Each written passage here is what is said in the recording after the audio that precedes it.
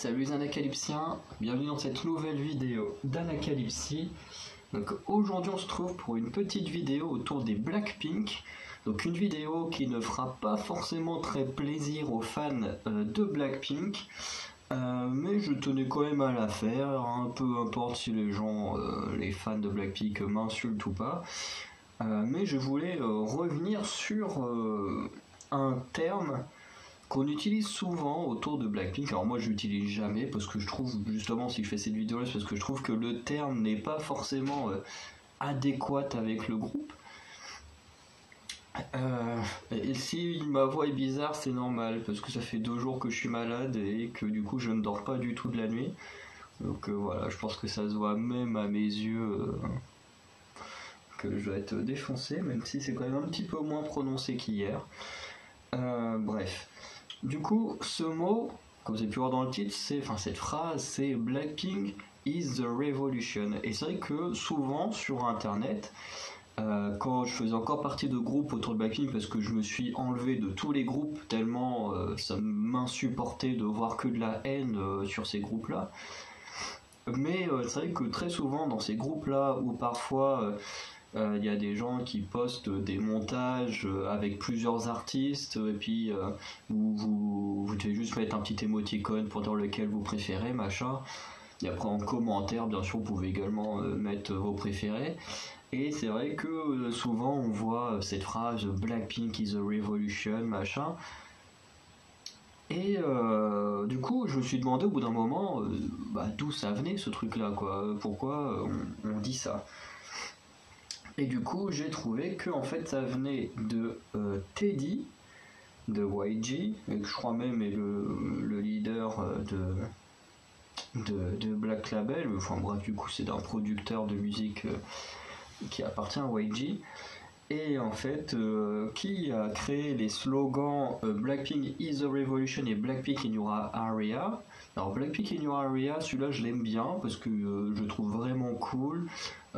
C'est vraiment dans le sens, voilà, Blackpink est avec toi, dans ton espace, machin. Donc ça, j'aime vraiment cette phrase-là. Et en fait, le Blackpink is a revolution était créé pas dans le sens où Blackpink est une révolution réellement, mais dans le sens où il souhaitait que Blackpink révolutionne, fasse des changements à travers le monde de la K-pop. Et du coup, après avoir dit ça, forcément on peut se demander si du coup est-ce que Blackpink a vraiment révolutionné le monde de la K-pop. Bien sûr, si je pose la question, c'est que dans mon cas personnel, la réponse est non. Parce que si c'était oui, la vidéo serait finie et puis je pourrais partir. Non, comme je suis chez moi, je vais pas partir, mais enfin bref. Voilà. Je vais quand même parler des exploits de Blackpink, mais du coup, on va voir est-ce que ces exploits font vraiment que ça en fait une révolution. Il y a 3 exploits. Globalement, c'est d'être l'artiste avec le plus d'abonnés sur YouTube.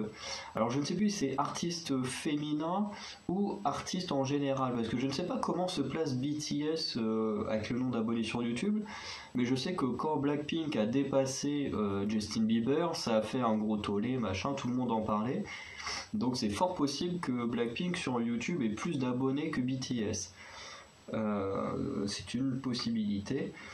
Et en soi, c'est quand même assez incroyable pour des artistes coréens de réussir à avoir autant d'abonnés que ça, parce que je crois que ça doit être dans les 60 ou 70 millions. Ouais, ça doit être dans ces eaux-là.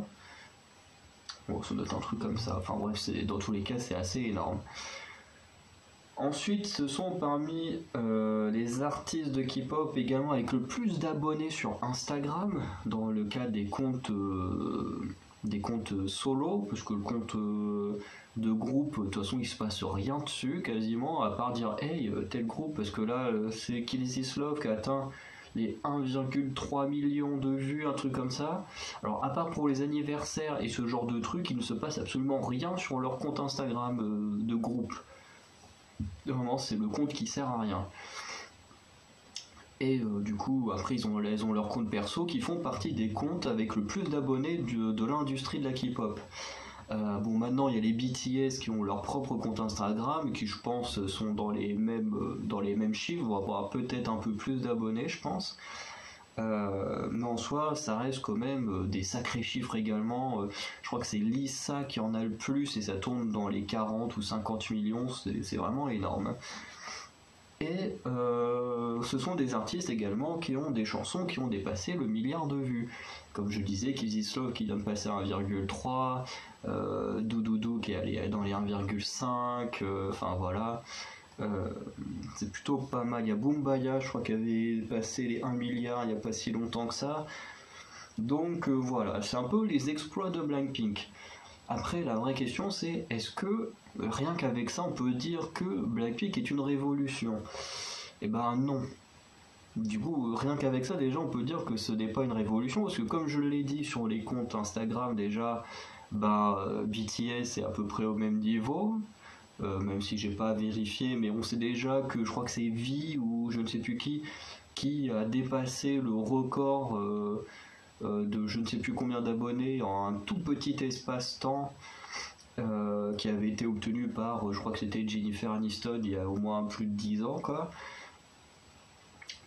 Déjà il y a ça, le fait d'avoir un très grand nombre d'abonnés, alors peut-être que dans l'industrie K-pop ce sont celles qui ont le plus de nombre d'abonnés, mais quand on regarde, BTS ont également des chansons qui font dans les 1 milliard, donc en soi ça ne change pas grand chose, hein, côté 10 millions, 70 millions d'abonnés. Alors je dis 10 millions, je dis pas que BTS a 10 millions d'abonnés sur YouTube, mais bref, vous comprenez que c'est pas parce que vous avez un certain nombre d'abonnés qu'il y a forcément ce nombre de gens là qui vont regarder quoi. Par exemple, Twice a sûrement beaucoup moins d'abonnés sur YouTube et ça ne les empêche pas d'avoir leurs MV les plus vus dans les 600 millions quoi. Donc ça ne veut absolument rien dire le nombre d'abonnés et ce que ça en résulte sur les vidéos, puisque un maximum de gens qui regardent ne sont jamais abonnés aux vidéos. Et comme je disais, des chansons qui ont dépassé le milliard, voilà, hein, Blackpink n'est clairement pas le seul, hein, BTS l'a fait, et surtout bien avant, dans le même label que Blackpink, il y a déjà Psy qui l'a fait, son titre phare qui est dans les 4 milliards de vues, son deuxième titre Gentleman qui est dans les 1,5 milliards. Si on reste dans la Corée, parce que c'est pas de la K-pop, mais la chanson Baby Shark dans sa version originale, parce que la version originale est coréenne, est dans les 6 ou 7 milliards de vues, ce qui est incroyable. Donc déjà rien qu'avec ça on peut pas dire que Blackpink est une révolution, surtout que comme disait YG, on veut que ce soit une révolution pour la K-pop. Donc déjà être les personnes avec le plus d'abonnés sur YouTube ou sur Instagram, ce n'est clairement pas quelque chose d'important pour la K-pop, parce que c'est pas ça qui fait tes ventes d'albums et tout ça, ou tes vues d'albums.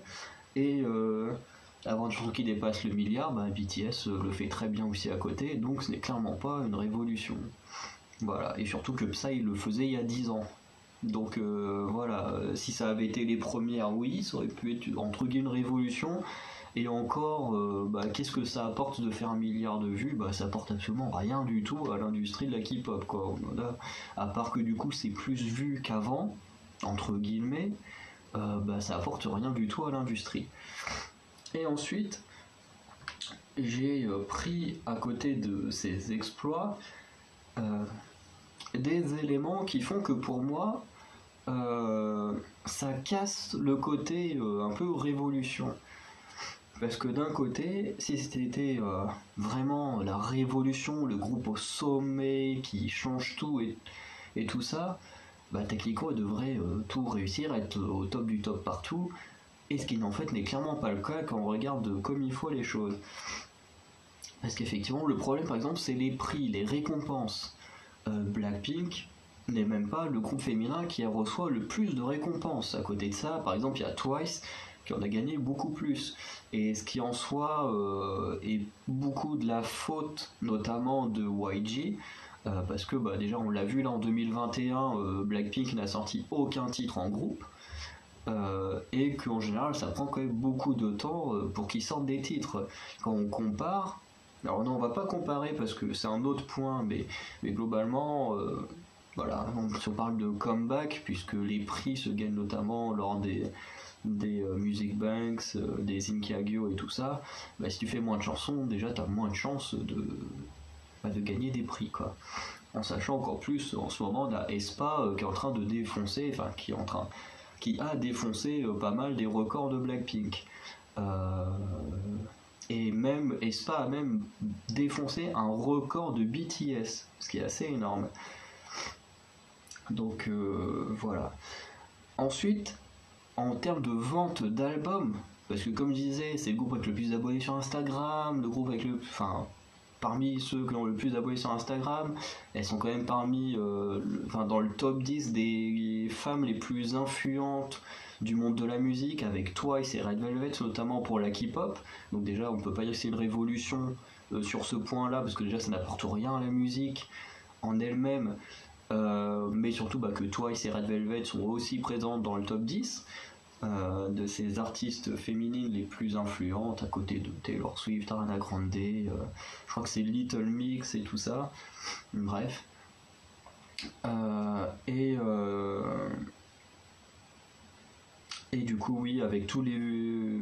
étant le groupe également avec le plus d'abonnés sur YouTube, et on se rend compte que finalement ça n'a pas d'impact physique avec les ventes, parce que c'est vrai que quand on voit à chaque fois les ventes par mois ou par semaine, on voit que The Album est toujours présent, en même temps c'est peut-être l'un des rares albums de Blackpink,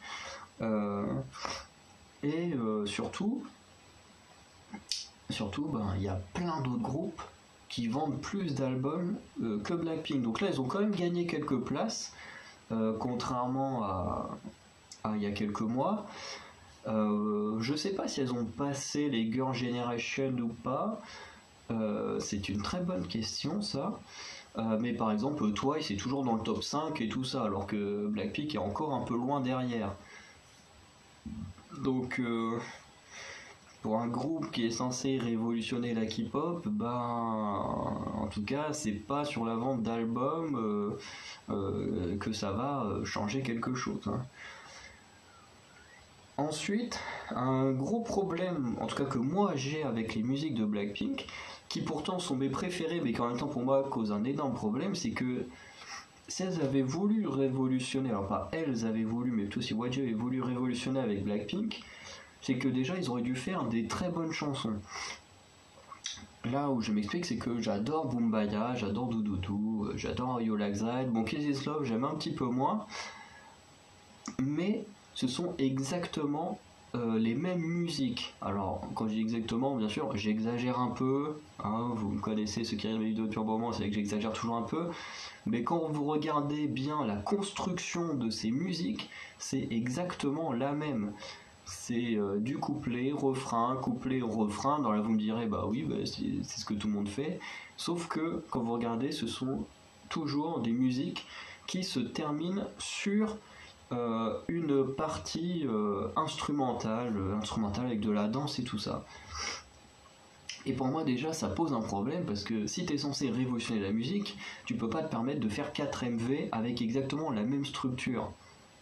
Parce que là, à moins d'être de mauvaise foi, on peut pas ignorer le fait que les 4 titres les plus populaires qui ont fait le plus de vues et tout ça de Blackpink, sont les chansons qui ont exactement la même structure, et on voit dès que ça change un petit peu, tout de suite ça se casse la gueule. Bon, alors il y a tout ce truc de streamer les musiques comme ça pour leur donner énormément de vues, alors que je déteste les gens qui font ça. Mais on se rend compte qu'en général ceux qui montent très très vite et facilement, c'est tous ceux qui ont la structure de Boombaya. Je prends l'exemple de Boombaya parce que c'est celui qui est sorti en premier. Et du coup, je pense pas qu'on puisse révolutionner l'industrie de la K-pop en faisant à chaque fois la même musique pour avoir du succès, quoi. Parce que quand on regarde As If It Your Last et tout, elle est vraiment cool. Forever Young est vachement cool. Whistle, moi je sais que j'ai un petit coup de cœur pour Whistle. Mais quand on voit ces titres-là qui sont un peu différents des quatre grosses musiques là, et ben tout de suite ça a un peu moins de succès. Donc déjà ça me pose problème. Ensuite, on peut prendre le cas de Boombaya plus précisément et de se demander est-ce que Boombaya, quand il est arrivé, est-ce qu'il a vraiment révolutionné la K-pop? Alors déjà visuellement non, parce que visuellement c'est pire que ce qu'on a eu avant, enfin du moins que des MV qu'on a eu avant, on l'a déjà décortiqué avec le maître d'Anacalypsy, et n'hésitez pas à aller voir cette vidéo sur la chaîne, bon non de toute façon ce sera sur cette chaîne là, Anacalypsy, parce que c'est vrai que quand on l'a décortiqué, on s'est rendu compte que vraiment le MV, donc on parle bien du MV et pas de la musique, c'est vraiment une mascarade, c'est du gros n'importe quoi. Vraiment, c'est que du fond vert.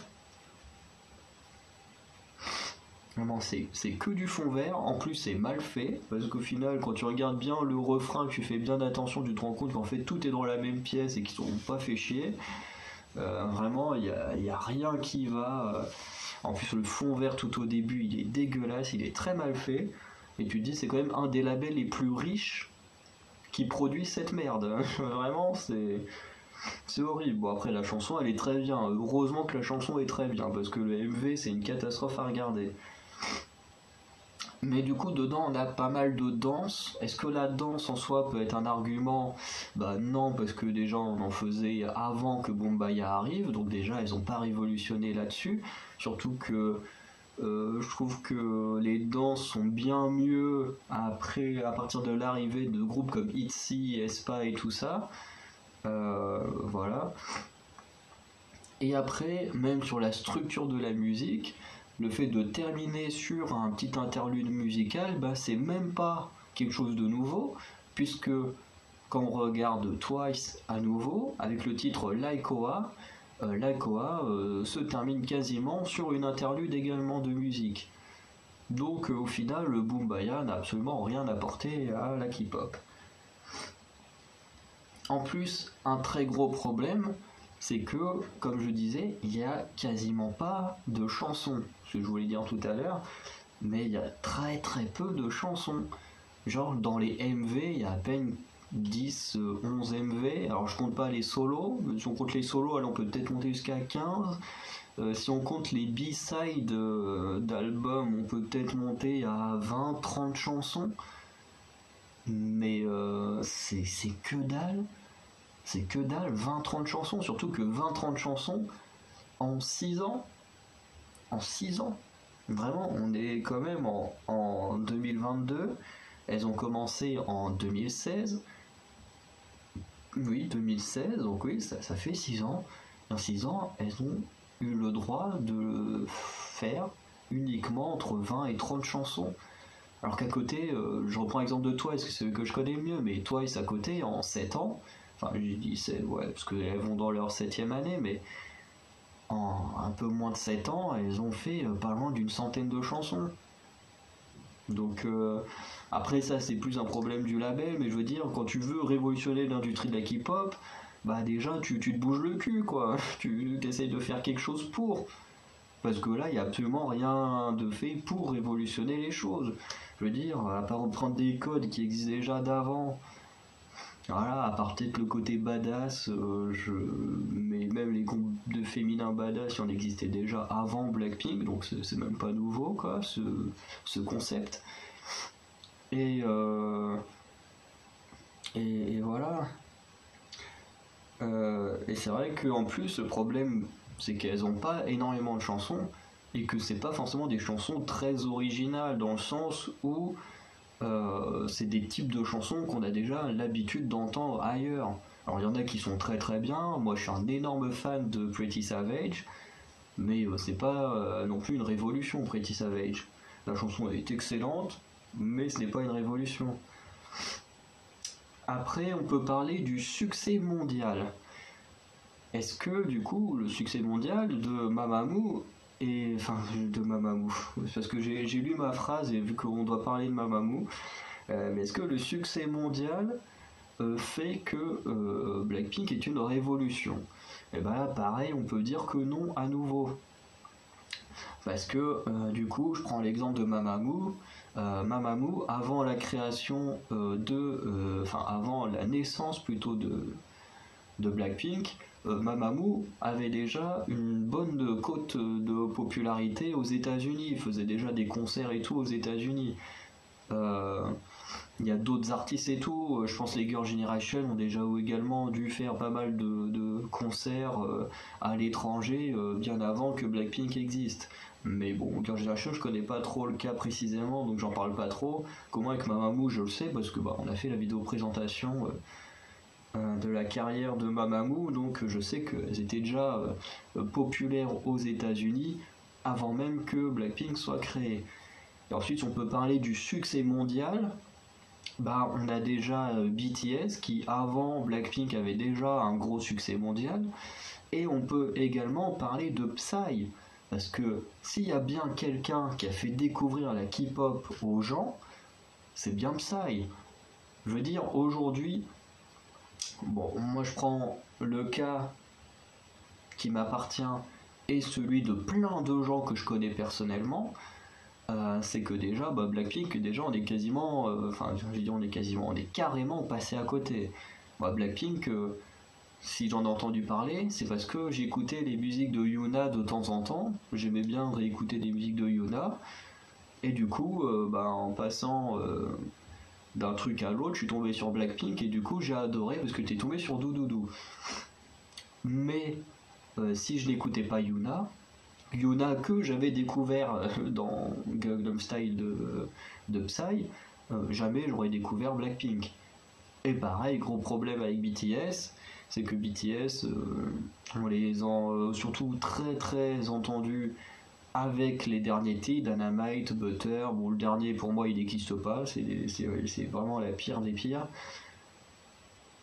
Et pourtant, quasiment tout le monde, même dans mon entourage, pensait que c'était un boys band américain à la One Direction.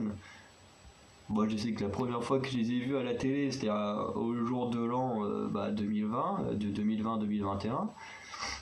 Vraiment, on les a vus à la télé, on s'est fait quoi, ils sont coréens ceux-là, c'est ça BTS. On s'est fait oula, jamais j'aurais pensé que c'était ça. Et du coup, c'est vrai que quand Psy a sorti le Gangnam Style, tout le monde en a entendu parler, tout le monde dansait la danse du cheval, tout le monde était...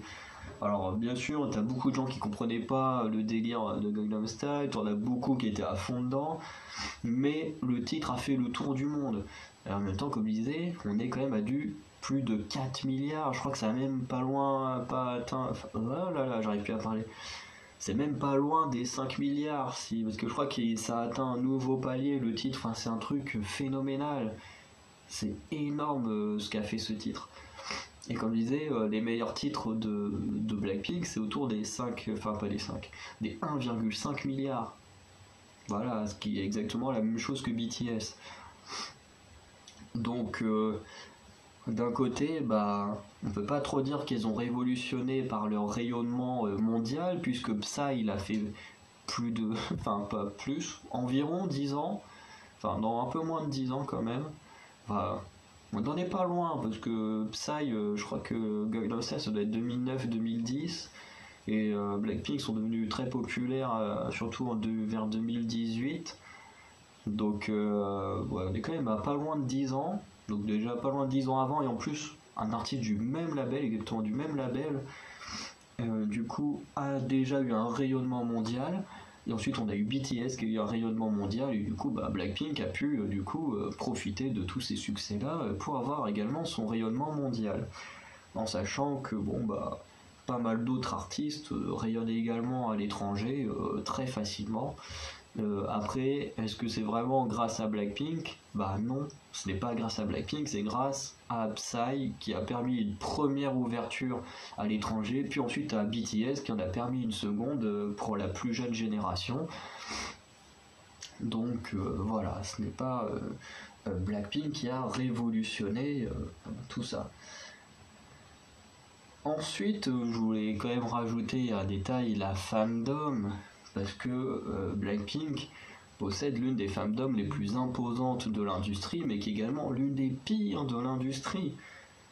Avec 3 choses pour moi qui ne vont pas, c'est déjà leur manque de respect envers leurs propres artistes préférés, car ils sont censés être hyper fans de Blackpink, et pourtant c'est l'un des fandoms où je vois le plus de solo stan. Alors les solo stan, en gros, c'est des gens qui vont aimer un seul artiste. Alors quand c'est des artistes solo, c'est bien, mais quand c'est des artistes au sein d'un même groupe, quand même, c'est pour dire chez les Blackpink, alors il y a que... non, il y a... Ouais, pour Rosé et Lisa, je connais les noms des femmes d'hommes, et les autres, je ne sais plus. Mais tu te dis, on en est quand même au point où pour les Blackpink, il y a même des noms de femmes d'hommes pour chacune des artistes. C'est du n'importe quoi. Au bout d'un moment, c'est un groupe, ça doit rester en groupe. Ça les empêche pas de sortir des trucs solo comme le fait Mamamoo depuis très longtemps. Parce que clairement, Mamamoo est l'un des artistes que moi je connais, qui fait ses activités en groupe et ses activités solo tranquillou, beaucoup mieux que Blackpink et bien avant Blackpink. Mais du coup, oui, comme je disais, la femme d'homme ultra toxique. Putain, j'ai carrément oublié ce que j'étais en train de dire en parlant de Mamamoo, ça m'a perturbé. J'étais en train de dire qu'ils étaient irrespectueux envers Blackpink. Ah oui, au niveau des solo stans, parce que ça par exemple, j'ai jamais vu de trucs comme ça chez Mamamoo. Que là on a les fans C qui sont les gros fans de Rosé, t'as les Lilies qui sont les gros fans de Lisa, et vraiment ces gens-là sont insupportables, hein. Vraiment, on l'a vu au Mama, les gens, par exemple les Lilies, parce que je pense que c'est ceux qui sont les plus nombreux, vraiment, ils n'étaient pas à cracher à la gueule de Rosé, hein, alors que c'est censé être des fans de Blackpink, hein.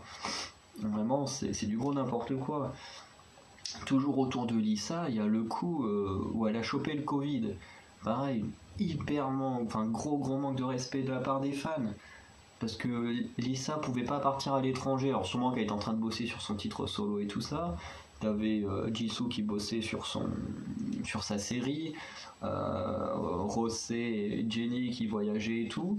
Et vraiment, c'est là où vous voyez à quel point les fans ils sont cons. Alors, je ne parle pas du cas de Jennie parce que j'en ai parlé dans la vidéo des mauvais points de 2021, en sachant que les 3 vidéos, bons points de 2021, mauvais points et cette vidéo vont sortir quasiment en même temps, donc je vais pas reparler du cas de Jennie. Mais si vous voyez les 2 vidéos, bah, vous aurez également sur le cas de Jennie à quel point les fans de Blackpink sont irrespectueux envers leur groupe.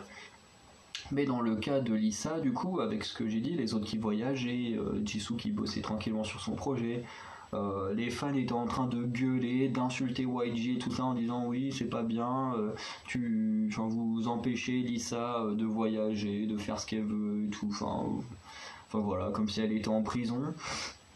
Et du coup, bah, peu de temps après, le label, du coup, écoute les fans, laisse Lisa voyager, sauf que qu'est-ce qui se passe? Lisa elle part en voyage, elle revient, elle chope le Covid, et là qu'est-ce qui se passe? Les fans, hein, pourtant c'est de leur faute. Si le label a laissé plus de liberté à Lisa de voyager et tout ça, et ben Lisa chope le Covid, ils ont tous été insultés le label pour dire oui, c'est pas bien, vous ne protégez pas suffisamment bien vos artistes, machin. Alors déjà c'est même pas de la faute du label.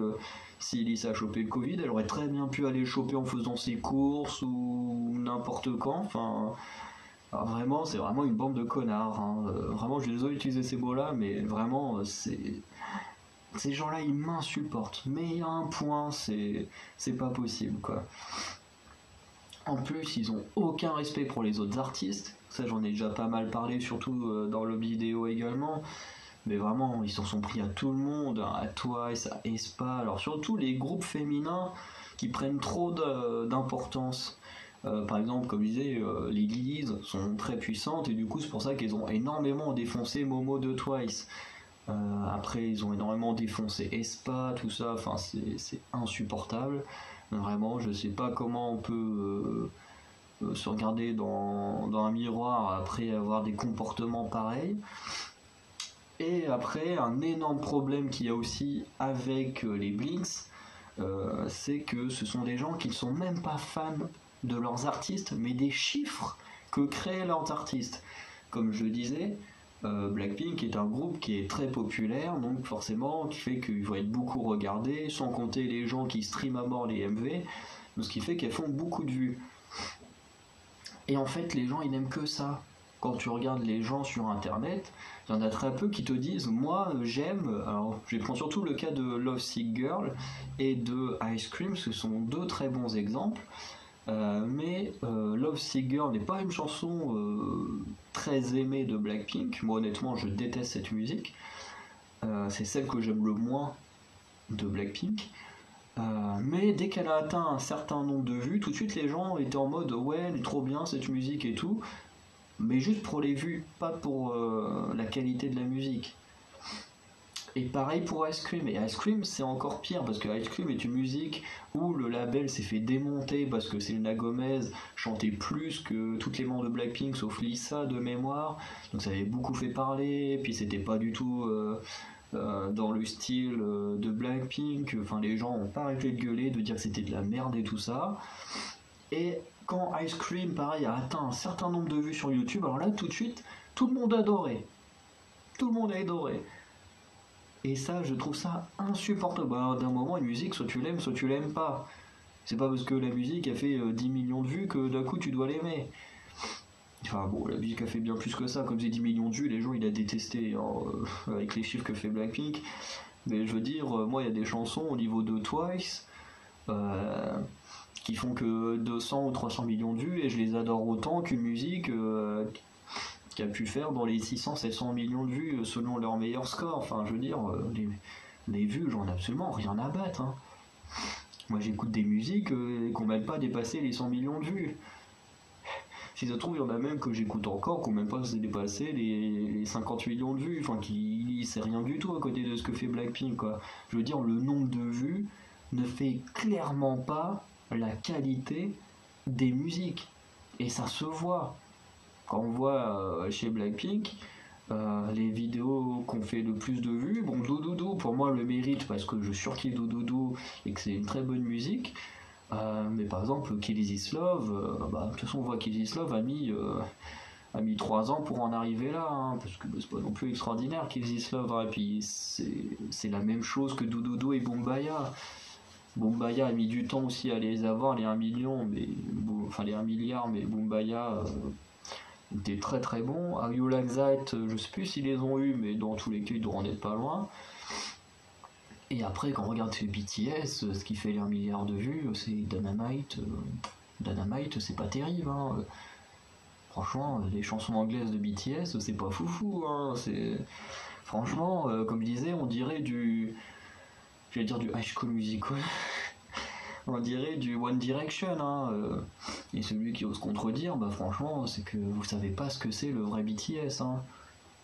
Franchement, à la base, c'est quand même censé être des rappeurs et des danseurs, les BTS. Hein. Donc prendre des rappeurs pour faire ce qu'ils ont fait avec, non, honnêtement, BTS, c'est pas ça. Hein. Même RM lui-même le dit que c'est pas ça, BTS. Hein. Donc, et pourtant, c'est une des musiques qui a fait le plus de vues du groupe. Donc, comme quoi, ça ne fait pas la qualité d'une chanson, parce que même RM n'est pas un grand fan des musiques en anglais. Et pourtant, c'est lui qui les a écrits, ces chansons-là. Hein.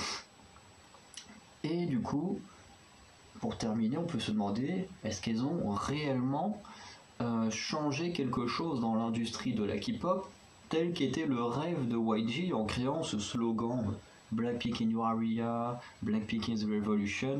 La réponse est non. Elles ont rien changé, quoi.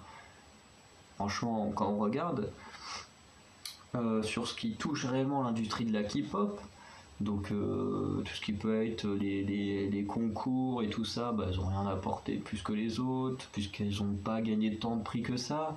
Quand on regarde les groupes qui ont été le plus de fois meilleur groupe féminin, on a Twice 4 fois, Girl Generation 3 fois, Blackpink 1 fois. 1 fois, pour quelqu'un censé révolutionner le monde et tout ça, ça le fout un peu mal d'être l'un des groupes avec le moins de récompenses, quoi. suite, en termes d'albums, enfin vente d'albums, c'est pas si fou que ça. Bon, je pense qu'au bout d'un moment, ils vont réussir à remonter dans le top du top.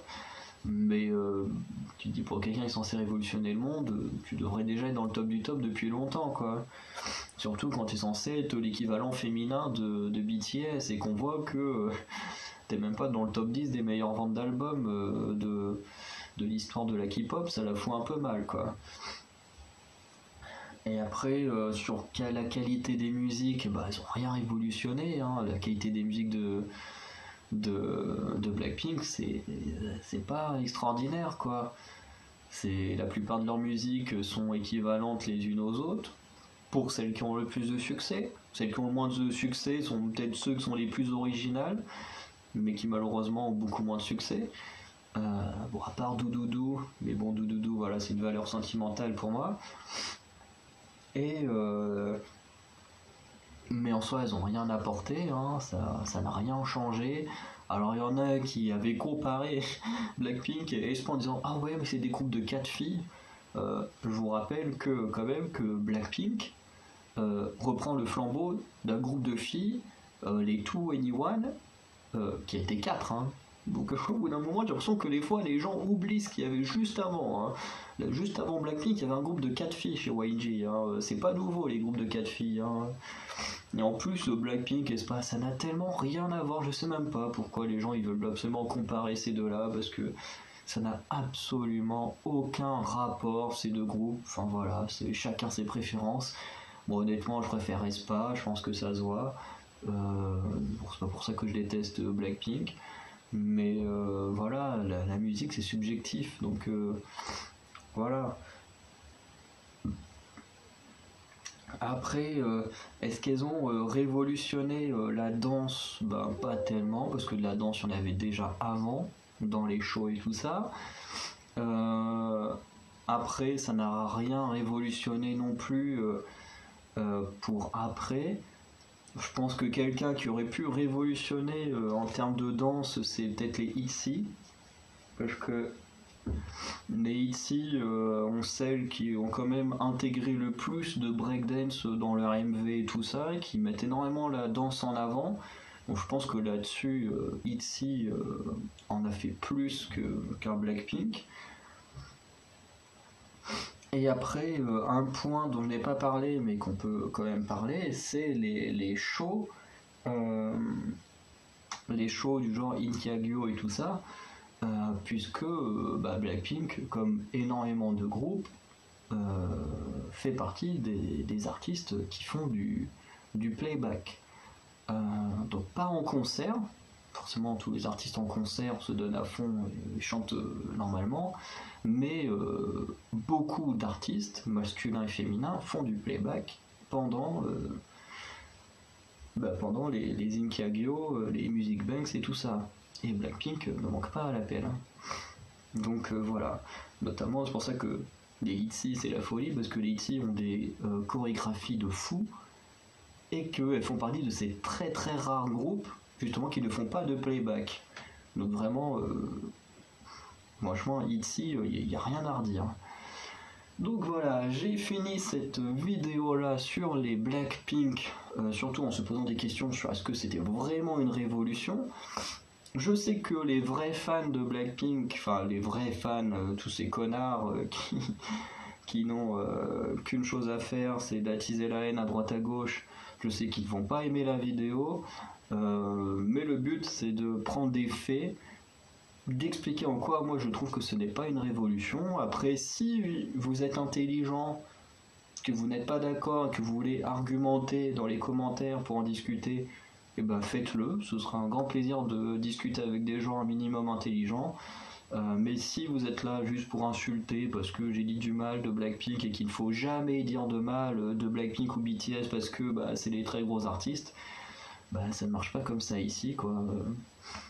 Voilà, moi un truc j'aime bien je le dis, j'aime pas, je le dis aussi.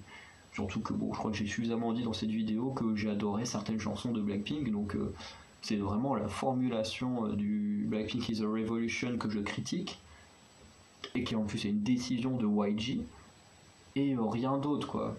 à aucun moment je critique réellement les artistes, parce que leur contenu, c'est pas elles qui le font, hein, c'est des productions de YG et tout ça, donc voilà.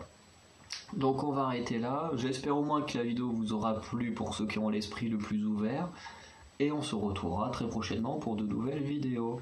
Ciao.